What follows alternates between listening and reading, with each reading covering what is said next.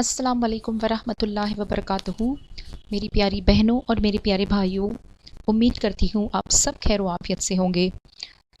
तो चलिए, आज का टॉपिक है हज 2024। जो लोग 2024 में हज पे जाना चाहते हैं वो इस वीडियो को स्किप ना करें, वो ज़रूर देखें।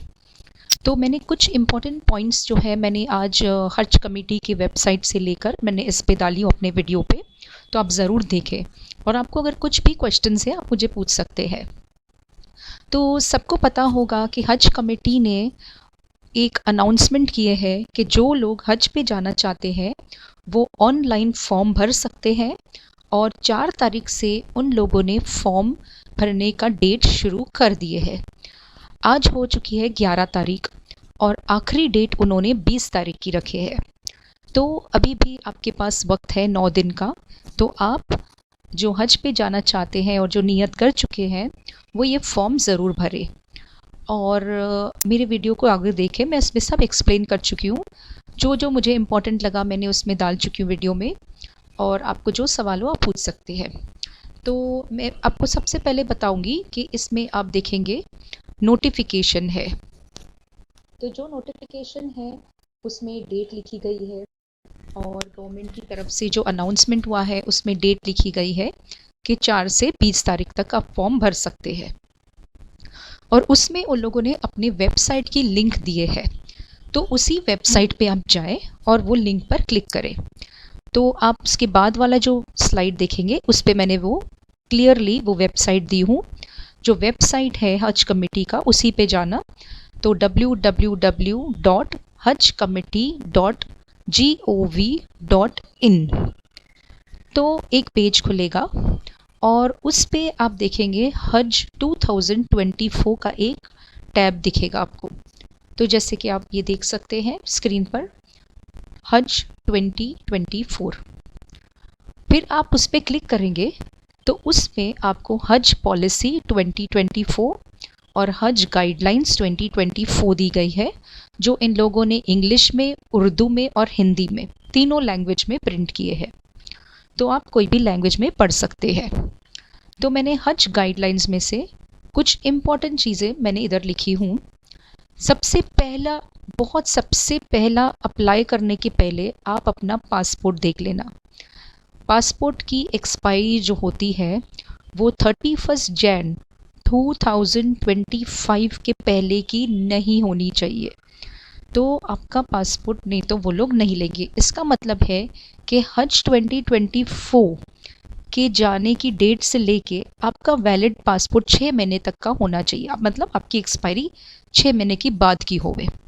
तो 31 जनवरी 2025 के पहले अगर आपका पासपोर्ट एक्सपायर हो रहा है तो फिर आप ये नहीं कर पाएंगे। इससे बेहतर है कि आप इमीडिएटली तत्काल में पासपोर्ट अप्लाई कर दें, तो आपको 3 दिन में पासपोर्ट मिल जाएगा।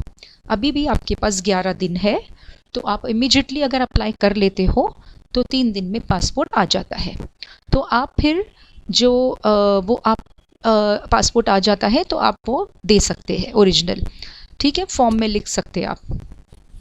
उसके अलावा जो फॉर्म भरेंगे उसमें इस साल से गवर्नमेंट ने 300 रुपये जो हम देते थे फॉर्म के लिए वो नहीं ले रहे हैं सबसे।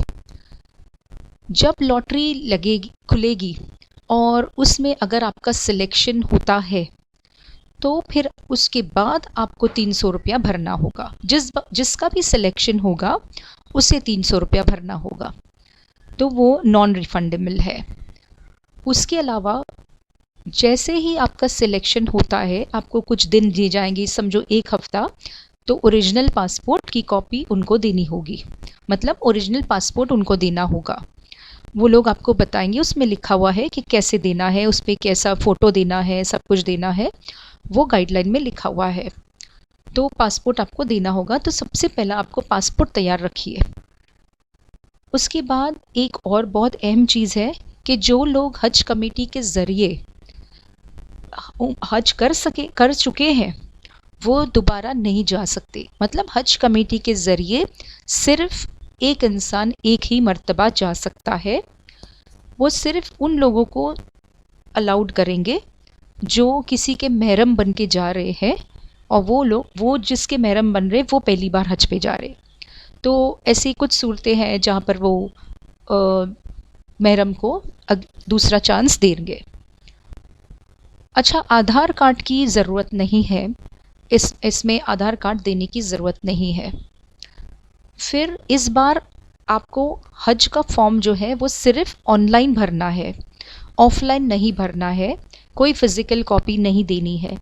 तो इधर आप एक बात ध्यान ज़रूर रखना कि कोई भी इंसान आपको बोले कि आप मुझे पैसे दो और मैं आपका फॉर्म भर देता हूँ और मैं ये कर देता हूँ, मैं आपको हज कमेटी के ज़रिए मैं आपका काम कर देता हूँ, तो आप इस बात पे यकीन नहीं करना, क्योंकि हज कमेटी ने अपनी वेबसाइट पे बहुत ही क्लियरली डाले हैं कि हमारे नाम से कोई भी इंसान आपको अगर बोलता है कि हम हज कमेटी के लिए काम कर रहे हैं या हम आपको हेल्प करेंगे, आप इतना इतना पैसा दे दो, तो एक भी रुपया नहीं देना और बल्कि उनको कंप्लेन करना उस इंसान के खिलाफ। तो आप याद रखना, सब कुछ ऑनलाइन पे बहुत आसानी से फॉर्म भरा जाता है और इन लोगों ने हिंदी में, उर्दू में, इंग्लिश में, तीनों लैंग्वेज में अपनी गाइडलाइंस दी हुई है। फिर हाँ, तो ये बहुत अहम चीज़ है। सबसे पहले आपका पासपोर्ट, फिर आपके अच्छा, एक फॉर्म पे 1 से 5 लोग तक जा सकते हैं। मतलब कि अगर आपकी फैमिली में 2 लोग हैं, 3 लोग हैं, 4 लोग हैं या 5 लोग हैं, तो वो एक फॉर्म पे अप्लाई कर सकते हैं। अगर आपकी फैमिली में 5 से ज़्यादा लोग हैं, मान लीजिए 7-8 लोग हैं, तो आपको 2 फॉर्म भरने होंगे। लेकिन इसमें भी फिर अल्लाह की मर्ज़ी कि लॉटरी में कौन सा फॉर्म पास हो जाता है, तो वो फिर उस हिसाब से चलना होता है। तो उस फॉर्म में आप लिख सकते हैं कि हम 2 फॉर्म भर रहे हैं। आप कुछ भी कॉलम के अंदर एक नोट कॉलम होगा, फॉर्म मैंने खोल के देखी नहीं हूँ, लेकिन मैंने सिर्फ गाइडलाइंस पढ़ी हूँ। तो गाइडलाइंस में ये बहुत साफ लिखा हुआ है कि ज़्यादा से ज़्यादा 5 लोग ही एक फॉर्म पे अप्लाई कर सकते हैं। तो आप लोग इस बात को ज़रूर ध्यान रखना। तो उम्मीद करती हूँ कि अब तक का आपको समझ में आ गया होगा। और सबसे आखिरी में मैं बताऊँगी कि इन लोगों ने जो अभी के खर्चे बताए हैं, जो वो खर्चे के मुताबिक करीबन ये इन्होंने सऊदी रियाल में बताए हैं। तो सऊदी रियाल में 10,196 मतलब 10,196 सऊदी रियाल, इतना अभी तक का खर्चा बताया। इसमें टिकट नहीं है, मतलब आपकी फ़्लाइट टिकट इंक्लूडेड नहीं है। तो अगर ये 10,196 अगर आप कन्वर्ट करते हैं तो 2,26,000 रुपये तक आता है। तो ये अगर इसमें टिकट भी ऐड कर दो तो मान लीजिए आपका ज़्यादा से ज़्यादा 3 लाख रुपए तक का खर्चा होगा एक जन का। तो इस साल गवर्नमेंट ने कम कर दिए है हज का खर्चा, तो 3 लाख तक आपका ये खर्चा ज़रूर होगा, ये मान के चलिए आप। और इससे थोड़ा सा आगे पीछे हो सकता है, उन्होंने लिखे हैं, क्योंकि वो टिकट के ऊपर डिपेंड करता है।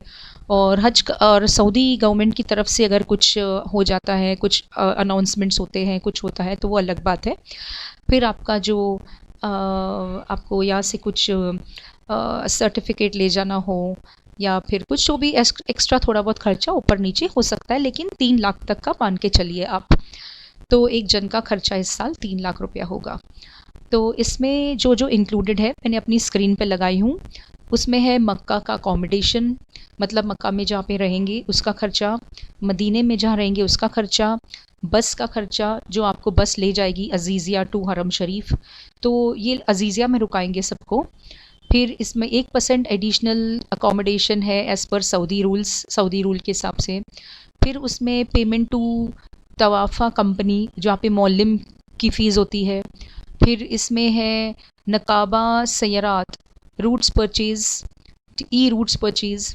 फिर है additional service agreement for ensuring good quality buses, तो बस वालों के साथ जो अग्रीमेंट होता है उनको पैसे देने होते हैं, उसका है। तो ये पूरा ये लोग ने ब्रेकअप दिए है कि क्या आपका जो 10,196 सऊदी रियाल का जो खर्चा हो रहा है वो क्या क्या चीज़ों में डिवाइड होगा, वो लोग ने डिवाइड करके ये बताए हैं, पूरा चार्ट बनाए हैं जो मैंने अपनी स्क्रीन पे डाली हूँ, आप देख सकते हैं।